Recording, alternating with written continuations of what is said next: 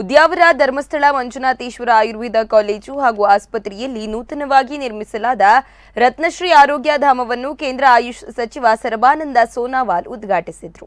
ಆರೋಗ್ಯಕ್ಕೆ ಸಂಬಂಧಿಸಿದಂತೆ ಎಲ್ಲಾ ಸೌಲಭ್ಯ ಚಿಕಿತ್ಸೆಗಳನ್ನು ಒಂದೇ ಸೂರಿನಡಿಯಲ್ಲಿ ಒದಗಿಸಬಲ್ಲ ರತ್ನಶ್ರೀ ಆರೋಗ್ಯ ಧಾಮ ಕುತ್ಪಾಡಿಯ ಎಸ್ಡಿಎಂ ಆಯುರ್ವೇದ ಕಾಲೇಜಿನಲ್ಲಿ ಆರಂಭವಾಗಿದ್ದು, ಕೇಂದ್ರ ಆಯುಷ್ ಸಚಿವ ಸರ್ಬಾನಂದ ಸೋನಾವಾಲ್ ರಿಬ್ಬನ್ ಕತ್ತರಿಸುವ ಮೂಲಕ ಹಾಗೂ ದೀಪ ಬೆಳಗಿಸುವ ಮೂಲಕ ಉದ್ಘಾಟಿಸಿದರು. ಬಳಿಕ ಭಾವ ಪ್ರಕಾಶ್ ಸಭಾಂಗಣದಲ್ಲಿ ಸಭಾ ಕಾರ್ಯಕ್ರಮ ಜರುಗಿತು. ಈ ಸಂದರ್ಭದಲ್ಲಿ ಮಾತನಾಡಿದ ಅವರು, ಆಯುರ್ವೇದ ವೈದ್ಯ ಪದ್ಧತಿಯಿಂದ ಸ್ವಸ್ಥ ಸಮಾಜ ನಿರ್ಮಾಣ ಸಾಧ್ಯ. ಪ್ರಕೃತಿ ವಿರುದ್ಧವಾದ ಯಾವುದೇ ವೈದ್ಯಕೀಯ ಚಿಕಿತ್ಸೆಗಳಿಗೆ ನಾವು ಒಳಗಾಗಬಾರದು. ಪ್ರಕೃತಿಗೆ ಪೂರಕವಾದ ಚಿಕಿತ್ಸೆಯನ್ನೇ ಪಡೆಯೋಣ ಎಂದು ಕರೆ ನೀಡಿದರು.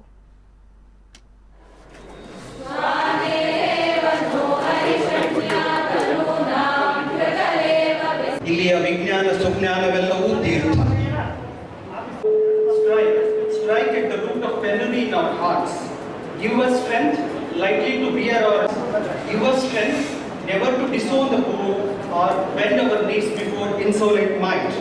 ಈ ಸಾಲುಗಳೊಂದಿಗೆ ಇಲ್ಲಿ ನೆರೆದಿರುವ ತಮ್ಮೆಲ್ಲರನ್ನು ರತ್ನಶ್ರೀ ಆರೋಗ್ಯ ಧಾಮ ನೂತನ दोनों को एक साथ मिलकर काम करने के लिए आदेश जारी किया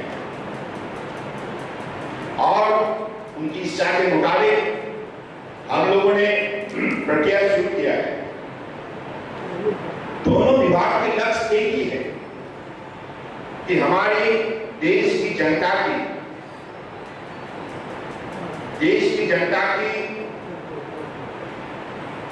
उनकी शरीर को सही सुरक्षा प्रदान करना और इसलिए हमारी जो चिकित्सा व्यवस्था है, पद्धति है, इस पद्धति के द्वारा हम चाहते हैं कि देश का हर नागरिक सुस्वास्थ्य का मालिक बने।